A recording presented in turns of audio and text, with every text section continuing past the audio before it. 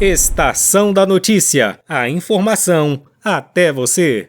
13 policiais militares foram presos nesta manhã em uma operação do Ministério Público do Rio de Janeiro junto com a Corregedoria da PM. A ação, que segue em andamento, cumpre 14 mandados de prisão e de busca e apreensão. Os policiais são acusados de integrar uma organização criminosa que extorquia comerciantes e mototaxistas em Belfor Roxo, na Baixada Fluminense. Segundo a denúncia, os agentes eram lotados no 39º Batalhão da PM naquele município quando praticaram os crimes dos quais são acusados, entre os anos de 2019 e 2020. Além de organização criminosa, os PMs vão responder por corrupção passiva e peculato, já que, segundo as investigações, também vendiam armas de fogo e drogas apreendidas em operações de combate ao tráfico. Os crimes foram descobertos depois da análise do aparelho celular do denunciado Júlio César Ferreira dos Santos, que responde por duplo homicídio na primeira vara criminal de Belfor Roxo. Em nota, a Polícia Militar informou que os presos vão ser conduzidos à unidade prisional da corporação na cidade de Niterói, na região metropolitana do Rio, e que todos serão submetidos a procedimentos administrativos disciplinares que podem resultar na exclusão dos quadros da corporação. Da Rádio Nacional, no Rio de Janeiro, Priscila Terezo. Estação da Notícia, a informação até você.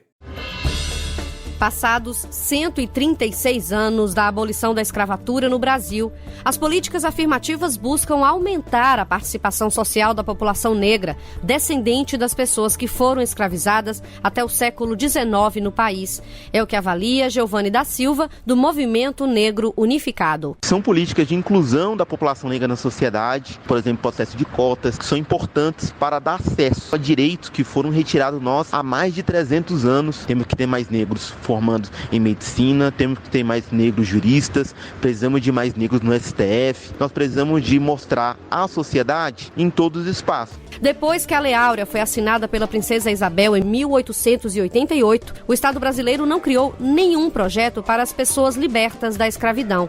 É o que avalia o professor da Universidade Federal Rural do Rio de Janeiro, Álvaro Nascimento. O grande projeto do Estado foi não ter projeto algum para egressos e egressas do cativeiro. E isso foi algo terrível, porque o Estado poderia, obviamente, ter formado condições para que essas pessoas tivessem um pedaço de terra, uma mula ou uma vaca e um arado e sementes. Os escravizados tinham muito mais conhecimento de tipo de plantação do que italianos, alemães, espanhóis e por aí fora.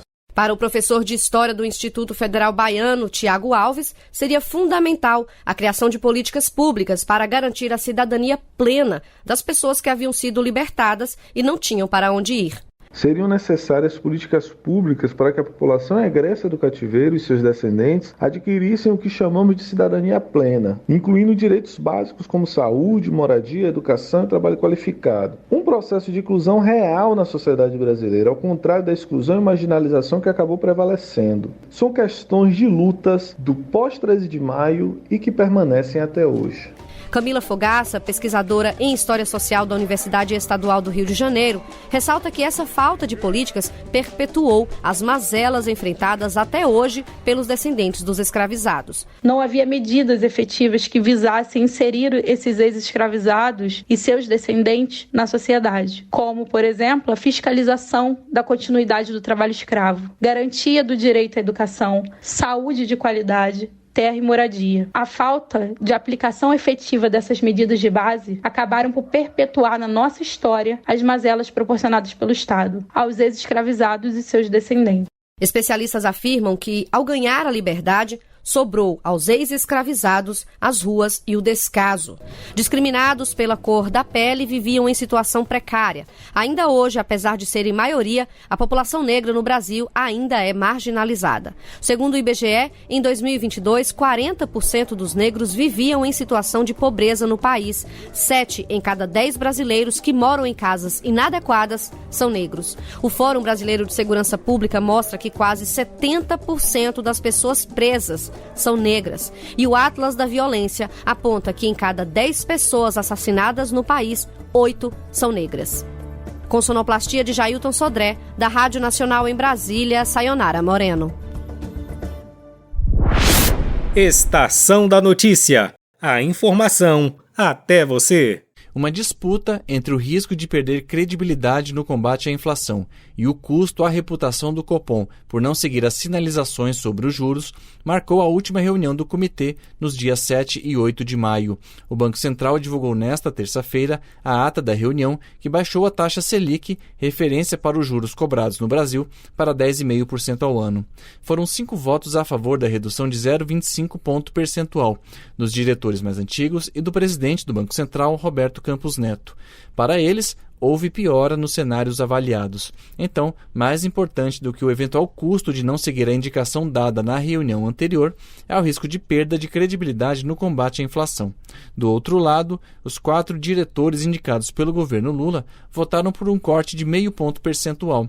Eles questionaram se o cenário econômico foi tão diferente do esperado a ponto de valer o custo de não seguir a indicação sobre os juros. Isso poderia reduzir o poder das comunicações formais do Copom. O economista e professor da UNB, César Bergo, explica que essa indicação dos próximos passos, que tem nome difícil em inglês, Forward Guidance, é um mecanismo de transparência sobre as indicações futuras.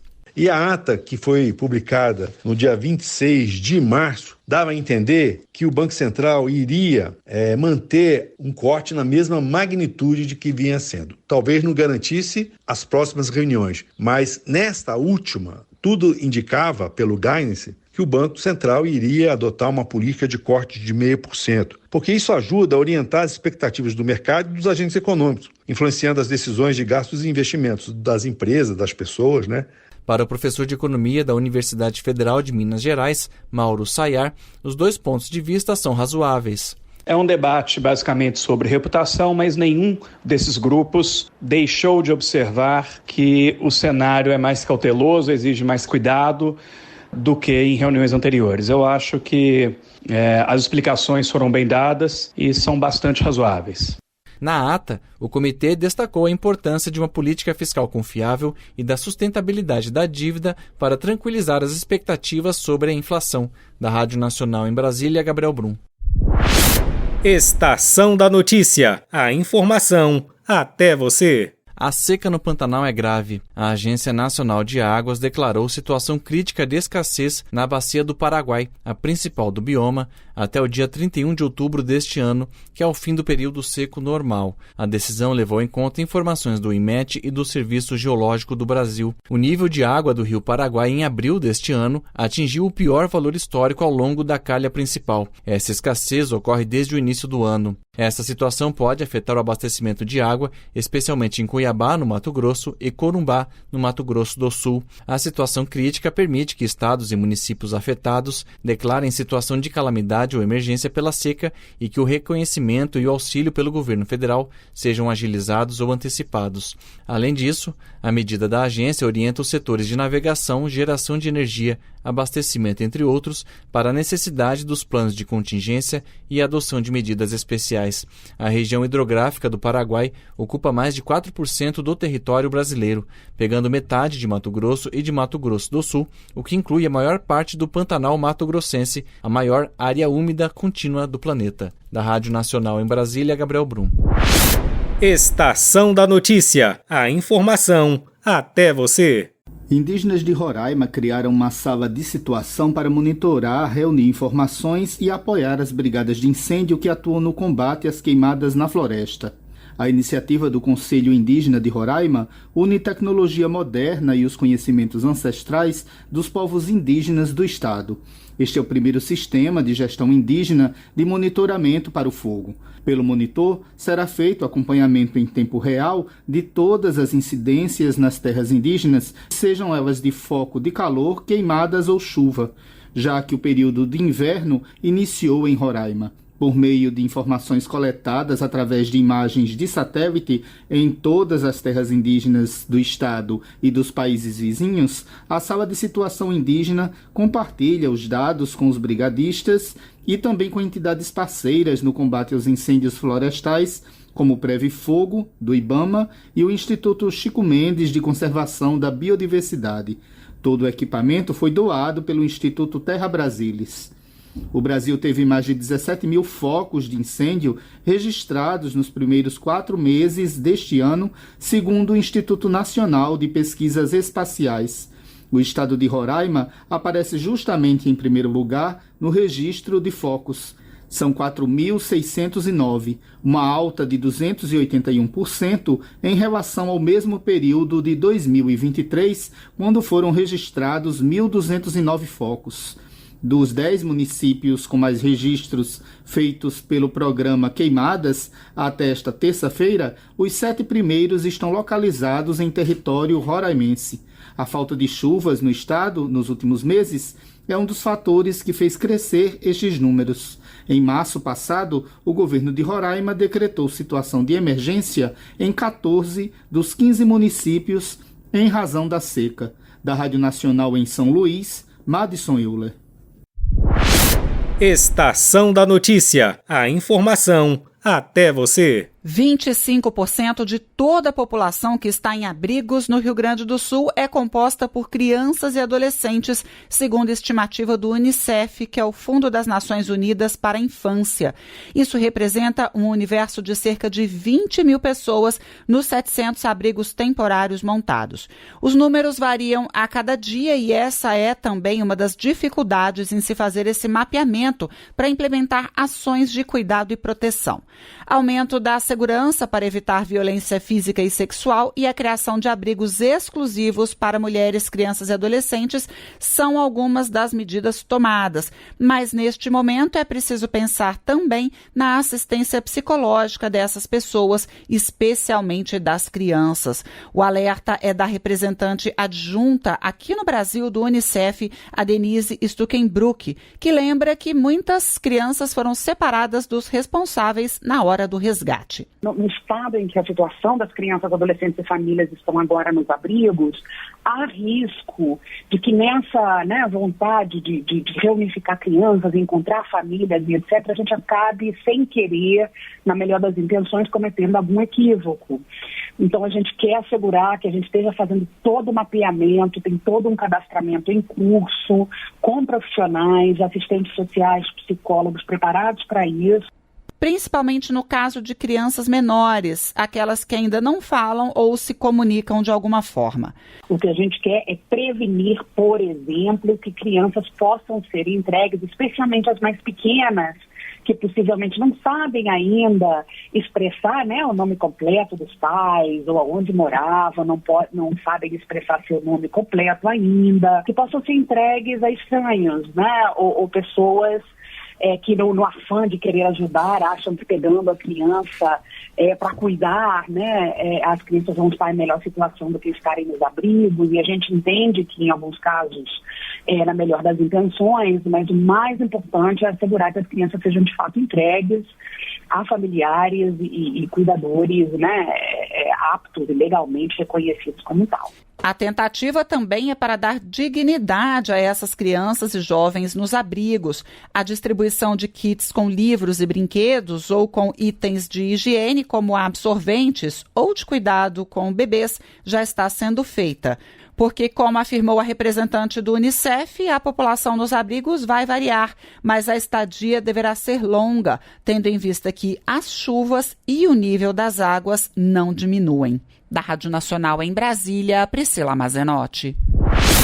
Estação da Notícia. A informação até você. Para ajudar o Rio Grande do Sul a dar apoio às vítimas da chuva e arrumar os danos causados pela tragédia ambiental que atingiu o estado, o NDB, o novo Banco de Desenvolvimento do BRICS, bloco composto por Brasil, Rússia, China e mais 8 países, vai destinar mais de $1 bilhão, o equivalente a 5 bilhões 750 milhões de reais ao Estado. O anúncio foi feito nesta terça-feira no perfil do NDB na rede social X, por meio da presidenta do banco, Dilma Rousseff. Segundo ela, os valores serão liberados em parceria com bancos brasileiros, inclusive o de desenvolvimento, o BNDES.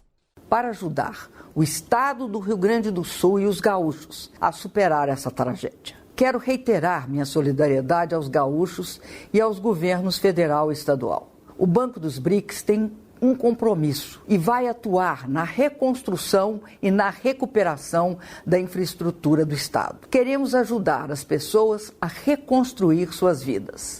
De acordo com Dilma Rousseff, os valores serão destinados para apoio a pequenas e médias empresas, obras de proteção ambiental, infraestrutura, água e tratamento de esgoto e prevenção de desastres. Também para a infraestrutura agrícola, projetos de armazenagem e infraestrutura logística e projetos de desenvolvimento e mobilidade urbana e saneamento. Apesar dessas destinações, Dilma Rousseff destacou que as verbas são flexíveis e podem ser destinadas a cada área a depender da urgência. A destinação dessa verba é passível de direcionamento de acordo com as urgências, as prioridades e as necessidades do Estado do Rio Grande do Sul. Tenho certeza que, pela força do povo gaúcho, a solidariedade do povo brasileiro e da comunidade internacional, essa crise será superada. Na mesma rede social, Dilma Rousseff contou que o anúncio foi conversado com o presidente Lula e com o governador do Rio Grande do Sul, Eduardo Leite. Da Rádio Nacional em Brasília, Sayonara Moreno. Estação da Notícia. A informação até você.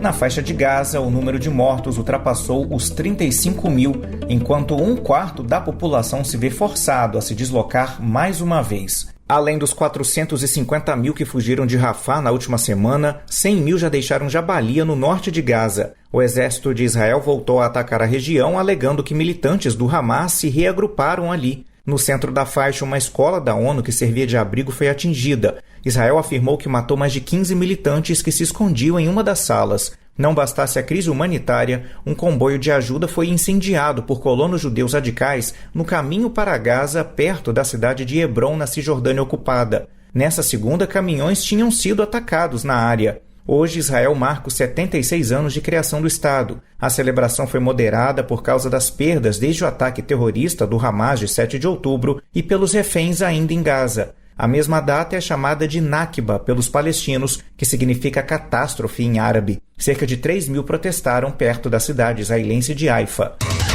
O chefe da diplomacia dos Estados Unidos fez uma visita surpresa à capital ucraniana hoje. Antony Blinken chegou a Kiev de trem e se reuniu com o presidente Volodymyr Zelensky e integrantes do governo. Zelensky chamou a ajuda de crucial e disse que o maior déficit da Ucrânia no momento é na defesa antiaérea. Sabemos que este é um momento desafiador, mas a assistência está a caminho, parte dela já chegou e mais chegará, disse Blinken, se referindo ao pacote de 61 bilhões de dólares em ajuda militar dos Estados Unidos, aprovado no mês passado. Blinken também visitou uma praça em Kiev e conversou com a população. A Rússia controla cerca de 18% da Ucrânia, que está em desvantagem no campo de batalha há meses. Com informações da agência Reuters, da TV Brasil para a Rádio Nacional, Pedro Moreira. Estação da Notícia. A informação até você. O Rio de Janeiro, com sua história, cultura e belezas naturais, atrai pessoas do mundo inteiro. Mas e quem nasceu, vive ou trabalha na cidade? Pode parecer estranho, mas muitas dessas pessoas não conhecem as principais atrações turísticas da capital fluminense, principalmente porque, apesar de campanhas de desconto para os cariocas, a ida aos cartões postais ainda está distante da realidade financeira de muitas famílias. Mas 25 jovens da comunidade do Caju, na zona portuária, quebraram essa realidade e tiveram a chance de ir pela primeira vez ao Pão de Açúcar. Eles fazem o curso de fotografia contemporânea oferecido pelo Favela Hope, projeto social da ONG Favela Mundo. Fundada há 13 anos, é uma entidade comprometida com o desenvolvimento de crianças e jovens em áreas de vulnerabilidade social através da cultura. Rafael Benitá é um desses jovens e conta um pouco da experiência de ver de perto um dos ícones mais emblemáticos do turismo no Brasil. Eu nunca conheci o Pão de Açúcar, por ser fora das minhas condições. Foi incrível de ter participado. as fotos incríveis que eu tirei lá de cima. Assim, é emocionante você ver o Rio de Janeiro lá do alto. Simplesmente foi maravilhoso o passeio. Marcelo Andriotti, fundador da ONG, conta que a iniciativa busca capacitar e inspirar os jovens por meio da arte visual.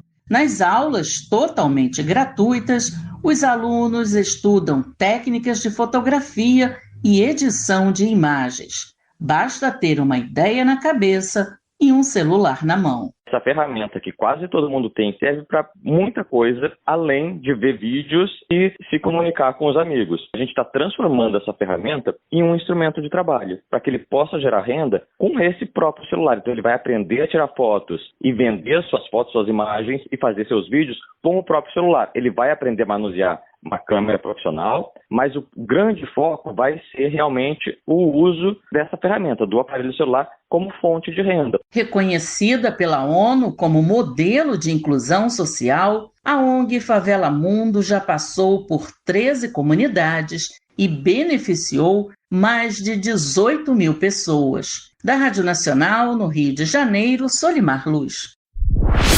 Estação da Notícia. A informação até você.